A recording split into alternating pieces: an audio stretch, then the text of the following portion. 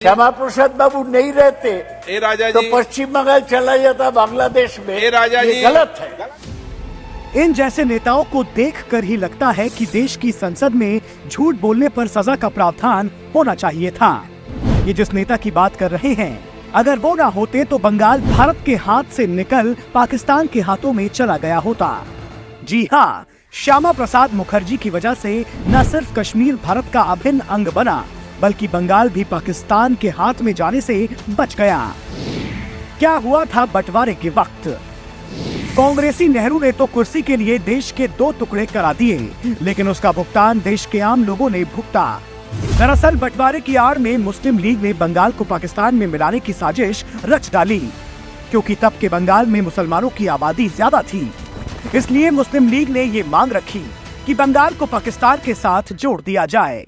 सोने पर सुहागा ये हो गया कि बंटवारे के वक्त रेडक्लिफ ने जो सीमाएं चिन्हित की थी, उसके अनुसार बंगाल के मालदा और नादिया जैसे हिंदू बाहुल्य इलाके भी पूर्वी पाकिस्तान यानी आज के बंगाल में चले गए। जैसे ही इन इलाकों में रहने वाले हिंदुओं को पाकिस्तान में जाने की बात पता चली, भारत की आजादी की खुशियां उनके लिए गम में बदल गईं।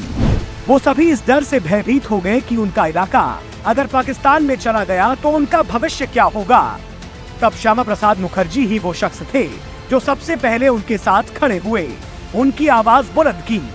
उन्होंने मुस्लिम लीग की मांग के विरोध में बंगाल में बंगाली हिंदू होमलैंड मूवमेंट की शुरुआत की। इतना ही नहीं, बंगाल को पाकिस्तान के साथ न जोड़ा जाए, इसके लिए उन्होंने जनमत बनाने की शुरुआत भी की। देखते ही देखते ये जनमत क्रांति में बदल गई और देश के बड़े बड़े नेता मुखर्जी जी के इस अभियान के साथ जुड़ गए। वो यही नहीं रुके, बंगाल को बचाने के लिए उन्होंने लॉर्ड माउंटबेटन को प्रस्ताव भेजकर इस पूरे मामले से अवगत कराया और ये समझाया कि हिंदू बाहुल्य जिलों को पाक में मिलाने की गलती न करें। श्यामा प्रसाद मुखर्जी की बातों को समझने के बाद ही माउंटबेटन ने हिंदू बाहुल्य जिलों को भारत में और मुस्लिम बाहुल्य जिलों को पाकिस्तान में मिलाने की पहल की। सोचिए, 15 अगस्त 1947 जब नेहरू पीएम की कुर्सी पर बैठ सत्ता का सुख ले रहे थे, तब मुखर्जी जी के प्रयासों के चलते ही बंगाल के मालदा और नादिया जैसे जिले आजादी के 2 दिन बाद यानी कि 17 अगस्त की रात को भारत का हिस्सा बने। यही वजह है कि भारत और आज के बांग्लादेश की सीमा पर बसे ये गांव आज भी स्वतंत्रता दिवस 15 अगस्त को नहीं बल्कि 18 अगस्त को मनाते हैं। बंगाल के इन गांवों के लोग आज भी श्यामा प्रसाद मुखर्जी की तारीफ करते नहीं थकते हैं और उनको अपना आदर्श मानते हैं। सोचिए, सत्ता के लालची कांग्रेसी किस मुंह से श्यामा प्रसाद मुखर्जी की काबिलियत पर सवाल खड़े करते हैं।